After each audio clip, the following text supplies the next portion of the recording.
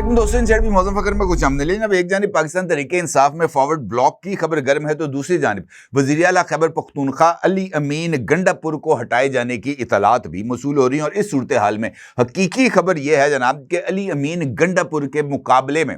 जो इमरान खान साहब की एहलिया मोहतरमा बुशरा बीबी ने जिस उम्मीदवार के कंधे के ऊपर हाथ रखा था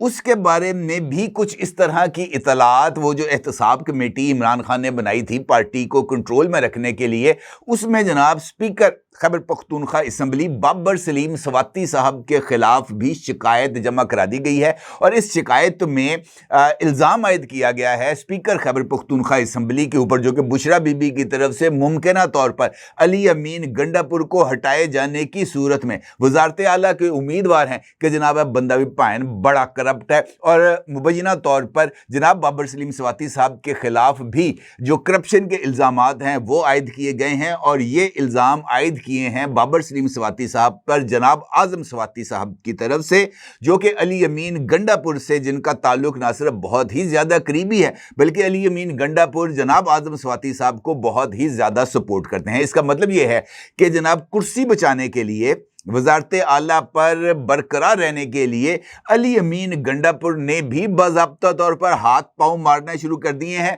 और उन्होंने बराह रास्त बुशरा बीबी को चैलेंज कर दिया है कि पायन मनु हटा के दिखा। अब एक जानिब अली अमीन गंडापुर अपनी कुर्सी बचाने की जद्दोजहद में है तो दूसरी जानिब पाकिस्तान तहरीक इंसाफ में फॉरवर्ड ब्लॉक के हवाले से भी 23 अरकान असम्बली की फहरिस्तें तैयार कर ली गई हैं। और ये 23 अरकान असम्बली में सेनेटर्स भी शामिल हैं। इसका मतलब ये है कि ये जो 23 अरकान पर मुश्तमिल ग्रुप एक फॉरवर्ड ब्लॉक की शक्ल में मुमकिना तौर पर ईद उल फितर के बाद सामने आने जा रहा है। इसमें सेनेटर्स और अरकान कौमी असम्बली शामिल होंगे और इसकी तादाद अब 12 या 16 से बढ़कर 23 हो गई है। इस सूरत हाल में अहम तरीन नाम भी सामने आ गए हैं और पाकिस्तान तहरीक इंसाफ की लीडरशिप ने, जो कि इस वक्त लीड कर रही है PTI को, उसने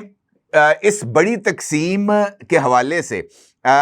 और इस मुमकिना फॉरवर्ड ब्लॉक के हवाले से अडयाला जेल में बानी PTI यानी इमरान अहमद खान न्याजी हाल मुकीम अडयाला जेल अल मारूफ इलामा अडयालवी के साथ ये 23 अरकान के नाम शेयर कर दिए हैं। और ये जो PTI की लीडरशिप है इसने मुबैना तौर पर इमरान खान को आगाह किया है कि जनाब ये वो 23 अरकान हैं जिनके ऊपर उनको शकूक व शुबहात हैं, इनके ऊपर जनाब रेड सर्कल्स लगा दिए गए हैं। और इसके बाद इमरान खान की तरफ से इंकशाफ हुआ है कि जनाब इन 23 अरकान को पार्टी से निकालने के लिए इमरान खान की तरफ से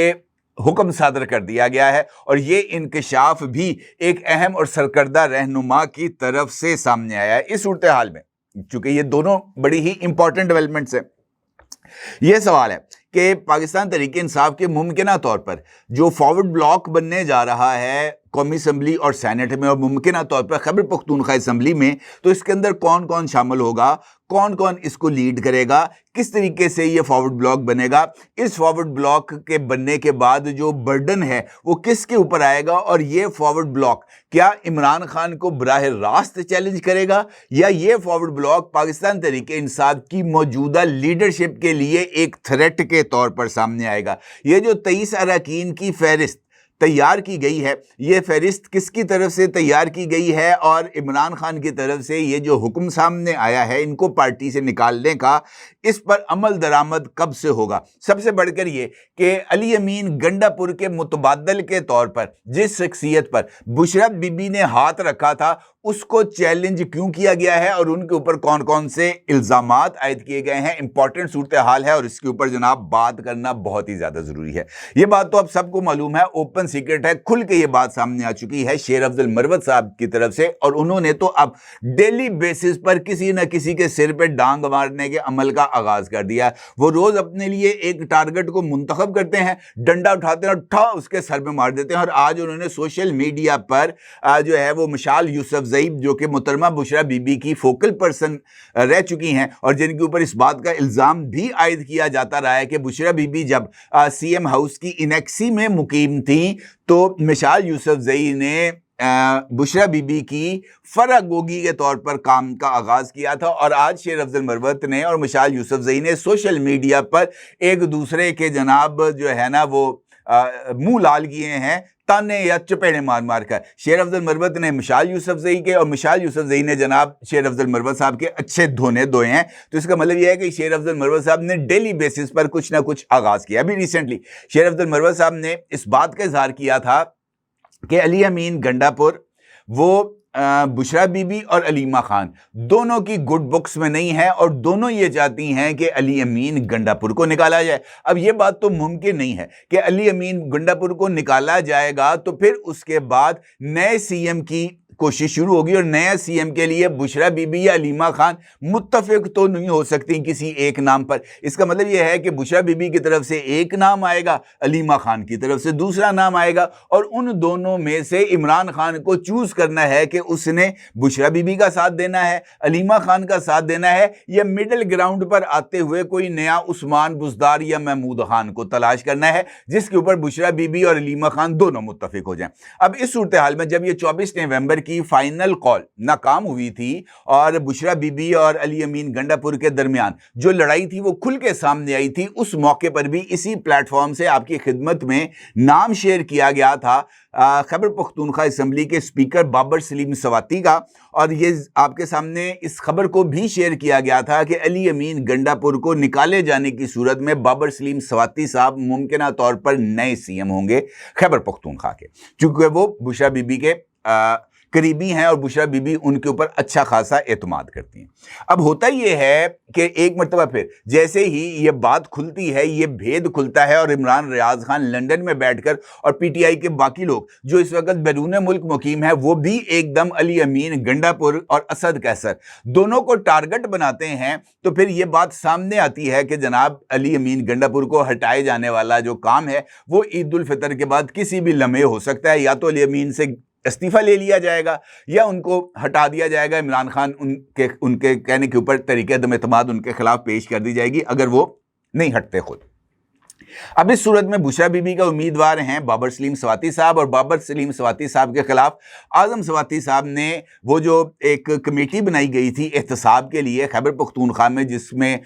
ये जो हैं सीनियर कानूनदान काजी अनवर और शाह फरमान मौजूद हैं, उनके रूबरू बाबर सलीम सवाती के खिलाफ भी एक शिकायत दर्ज करा दी गई है और जनाब आजम सवाती साहब ने बाबर सलीम सवाती साहब पर मुबैना करप्शन, इख्तियारात से तजावुज़ और मुख्तलिफ लोगों से पैसे पकड़ कर ठेके दिलवाने और इस तरह के दीगर इल्ज़ामात उनके ऊपर आयद कर दिए और कहा कि जनाब बंदा बड़ा करप्ट है और इसको इस ओहदे से हटाया जाए। इसका मतलब ये है कि एक बंदा जो कि अली अमीन गंडापुर को चैलेंज कर रहा था, अली अमीन गंडापुर की तरफ से उसको भी मुतनाज़ा बना दिया गया है ताकि अली अमीन गंडापुर साहब अपने ओहदे पर बरकरार रह सकें। और इस सूरत हाल में अलीमा खान साहिबा की तरफ से जो नाम सामने आ रहा है वजीर आला केपी के लिए वो है आतिफ खान। अब आतिफ खान साहब जो हैं वो अलीमा साहबा के उम्मीदवार हैं, बाबर सलीम सवाती साहब जो हैं वो बुशरा बीबी के उम्मीदवार हैं और मुझे ऐसे लगता है कि आने वाले दिनों में ये जो खैबर पख्तूनख्वा के अंदर चीफ मिनिस्ट्री की जंग है वो ना सिर्फ तवील हो जाएगी बल्कि मुमकिना तौर पर खैबर पख्तूनख्वा असेंबली के अंदर भी पाकिस्तान तहरीक इंसाफ के दो हिस्से हो जाएंगे, क्योंकि इस असेंबली में जब ये टिकटें बट रही थी 8 फरवरी के इंतखाबात में तो उसमें से अच्छे खासे उम्मीदवार ऐसे हैं जहां जिनको बाकी लोगों की सिफारिश को मुस्तरद करके अली अमीन गंडापुर के कहने पर टिकट्स भी दिलवाई गई थी और उनको असेंबली में भी पहुंचाया गया। तो वो लोग अली अमीन गंडापुर के साथ हैं और मुमकिन तौर पर उसकी तादाद 20 के करीब बताई जा रही है। अब 20 के करीब जो MPAs हैं वो अली अमीन के साथ हैं, बाकी अलग हैं और ये एक वहाँ पर इस तरह की सिचुएशन डेवलप हो सकती है कि वजारत आला के लिए जो नंबर गेम है वो मुतासर होगी और उसके लिए अली अमीन गंडापुर साहब को कुछ जो है ना वो कुशन मिलने का इम्कान पैदा है। अब देखना यह है कि इस शिकायत का अजाला कैसे होता है और अली अमीन गंडापुर को तब्दील कैसे किया जाता है, क्योंकि अगर खैबर पख्तूनख्वा में पाकिस्तान तहरीक इंसाफ कमज़ोर होती है या खैबर पख्तूनख्वा के अंदर पाकिस्तान तहरीक इंसाफ की स्टैंडिंग कमज़ोर होती है, तो उसका फ़ायदा किसको होगा? मुस्लिम लीग नून को तो नहीं होगा, उसका फ़ायदा पाकिस्तान पीपल्स पार्टी को तो नहीं होगा, उसका फ़ायदा होगा या तो ANP को या मौलाना फजल रहमान साहब को। और मौलाना फजल रहमान साहब इस वक्त अपने कार्ड्स जिस उम्दगी के साथ खेल रहे हैं, मुझे इम्कान ये नज़र आ रहा है कि मुमकिना तौर पर इस सारे खेल के जो बेनिफिशरी हैं वो मौलाना साहब ही होंगे, कोई और नहीं होगा। अब एक जानिब खैबर पख्तूनख्वा के अंदर ये जो पावर गेम है उसके अंदर कुछ तब्दीली आ रही हैं, दूसरी जानिब मरकज़ के अंदर भी फॉरवर्ड ब्लॉक की इतलात हैं और इस हवाले से भी शेर अफजल मरवत ने भी इजहार किया है और दीगर लोगों ने भी इस बात का जिक्र किया है कि 26वीं तरमीम से लेकर अब तक कुछ लोग ऐसे हैं जो रेड सर्कल के अंदर हैं। उसमें से चंद नाम हैं जिनमें ज़हूर कुरैशी हैं, उस्मान अली साहब हैं, औरंगज़ेब खिच्ची हैं, मुबारक ज़ेब हैं, ज़ैन कुरैशी हैं, रियाज फ़तेहाना साहब हैं, मिकदाद हुसैन हैं, असलम घुम्मन हैं, नाराज़ अरकान में शेर अफजल मरवत हैं, शानदाना गुलजार हैं, अली मोहम्मद ख़ान हैं और असद कैसन हैं, जिनके बारे में ये इतलात हैं कि ये मुमकिना तौर पर फॉरवर्ड ब्लॉक में शामिल हो सकते हैं। अब 23 अरकान के नामों की एक फहरिस्त अडयाला जेल में शिबली फराज साहब जो कि सेनेट में अपोजिशन लीडर हैं और जनाब सलमान अकरम राजा साहब जो कि कौमी असम्बली के रुकन तो नहीं हैं, अलबत्ता पाकिस्तान तहरीक इंसाफ के सेक्रेटरी जनरल हैं, इन दोनों की तरफ से इमरान खान साहब को दिए गए हैं। ठीक है जी। और इमरान खान साहब से कहा गया है कि जनाब ये लोग हैं, उनके नज़दीक ये लोग मशकूक हैं, इनको पार्टी से निकाल दिया जाए। ये नाम जो मैंने अभी आपके सामने रखे,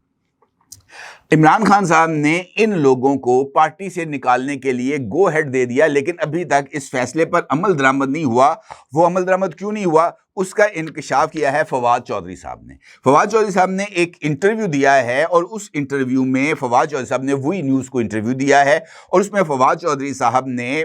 पार्टी में फॉरवर्ड ब्लॉक का जिम्मेदार शिबली फराज और सलमान अकरम राजा को करार दिया है। और फवाद चौधरी साहब ने ये इंकशाफ किया है कि इन दोनों लीडर्स ने इमरान खान को पार्टी के 23 मौजूदा अरकान असम्बली और सेनेट की लिस्ट देकर उन्हें पार्टी से निकालने की सिफारिश की है। मतलब ये खबर की तस्दीक इस तरीके से सामने आ गई है। अब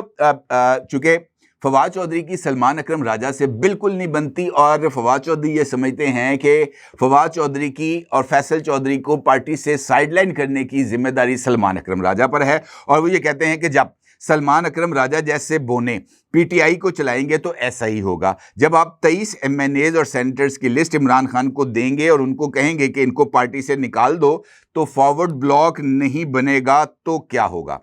PTI में फॉरवर्ड ब्लॉक की बातें वहीं से शुरू हुई जब शिबली फराज और सलमान राजा जैसे नाअहल लोगों ने खान को सिटिंग MNAs और सेनेटर्स को निकालने का कहा। PTI में बदकिस्मती से ये रवाज है, ऊपर से लेकर नीचे तक जो लोग उनके साथ होते हैं उनकी तज़हीक की जाती है और जब आप लोगों की इस तरह तज़हीक करेंगे तो कौन आपके साथ रहेगा। ये फवाद चौधरी साहब ने अपने इस इंटरव्यू में ये बात की है। अब उनका ये कहना है कि जब उनकी अडयाला जेल में GHQ हमला केस के दौरान इमरान खान साहब से मुलाकातें हुई थी तो इमरान खान ने उनको इस बारे में आगाह किया था कि उन्होंने कुछ लोगों को पार्टी से निकालने का हुक्म दिया है। तो फवाद चौधरी के बकौल मैंने इमरान खान को कहा कि आप इन लोगों को ना निकालें, क्योंकि अगर आप इन लोगों को निकालेंगे तो फिर उसके नतीजे में वो जो आपने मखसूस नशिस्तों के हवाले से डिमांड कर रखी है वो मखसूस नशिस्तें आपको नहीं मिलेंगी और इन 23 लोगों को निकालने का नुकसान आपको होगा,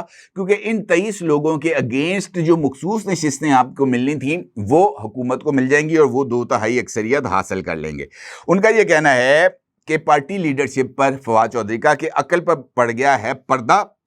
और ये वो लोग हैं जिन्होंने 60-70 करोड़ रुपया वकीलों में बांट दिया। अब ये इंकशाफ भी बहुत ही ज़्यादा अहमियत का हामिल है और इसका भी क्रेडिट जनाब शेर अफजल मरवत साहब को जाता है, जिन्होंने इस बात का पहले इंकशाफ किया था कि इस वक्त PTI पर जो लोग काबज़ हैं वो करोड़ों रुपए की फीसें वसूल करें। उन्होंने भी सलमान अकरम राजा का इस मामले में नाम लिया था। अब ये जो इंकशाफात आ रहे हैं सामने, ये इस बात की तरफ इशारा कर रहे हैं कि PTI के अंदर जो तकसीम है वो ना सिर्फ बहुत ज़्यादा गहरी हो चुकी है और इसी बुनियाद पर इमरान खान साहब इस्टेब्लिशमेंट के साथ डील करने में कतई तौर पर नाकाम हैं, क्योंकि इस्टेब्लिशमेंट ये समझती है कि अगर ये फॉरवर्ड ब्लॉक बन जाते हैं और इन फॉरवर्ड ब्लॉक्स के जरिए, चूंकि अभी कल परसों मैंने कोई इंकशाफ देखा था जिसमें इस बात का जिक्र किया गया था इरशाद भट्टी की तरफ से कि 50 के करीब लोग ऐसे हैं पीटीआई के नेशनल असेंबली में जो इस्टेब्लिशमेंट के साथ राब्तों में है। तो इसका मतलब यह है कि